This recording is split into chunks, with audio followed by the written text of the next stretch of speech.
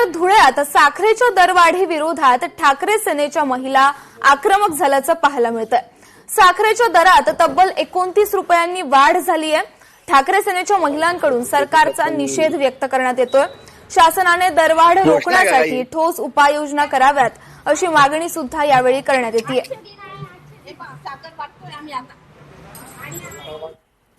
भारताचं सर्वसामान्य नागरिक म्हणून आणि सन्माननीय उद्धवजी बाळासाहेब ठाकरे पक्षाच्या शिवसेना महिला आघाडीच्या वतीनं आम्ही या दरवाढीच्या विरोधात धिक्काराने निषेध नोंदवतो। आम्ही साखर वाटपाचं आंदोलन केलेलं आहे, कारण की साखर मुळात ही गोड असते, परंतु विद्यमान सरकारने या साखरेला देखील कडू करण्याचा घाट घातलाय आणि ती कडू करून टाकलेली आहे। सर्वसामान्यांच्या खिशाला परवडणारे हे दर नाही।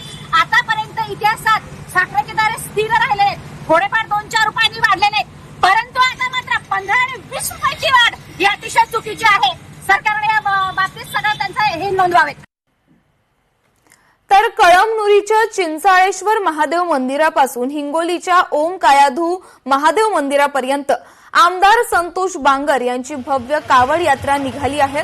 आमदार संतोष बांगर यांच्या मार्गदर्शनाखाली निघालेल्या या यात्रेत हजारो शिवभक्त सहभागी झालेत। तब्बल 20 किलोमीटरचा प्रवास अनेक शिवभक्त अनवाणी पायाने करताहेत। हर हर महादेव आणि बम बम भोलेच्या जयघोषाने कळमनुरी हिंगोली मार्ग दुमदुमून गेला। डीजेच्या तालावर शिवभक्तांनी यावेळी जल्लोष केला।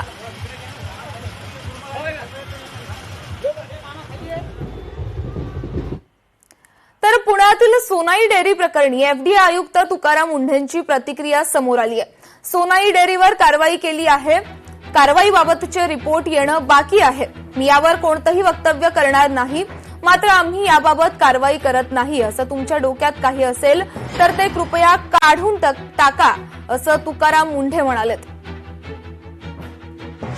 त्याच्यामधल्या फाइंडिंगवरती पुढच्या फाइंडिंग चालू आहे, त्याच्या पुढच्यामधून ज्या काय माहिती आली त्याचं इन्व्हेस्टिगेशन चालू आहे। त्याच्यामध्ये त्याचे सॅम्पल पण आलेले आहे, त्याच्यात मी आता काही कमेंट करणार नाही, कारण ते इन्व्हेस्टिगेशन एका पर्टिक्युलर क्रिटिकल लेवलला आहे। त्या जशा फाइंडिंग पूर्ण होतील त्यावेळेस आपल्याला ते कळेल। So don't worry about it.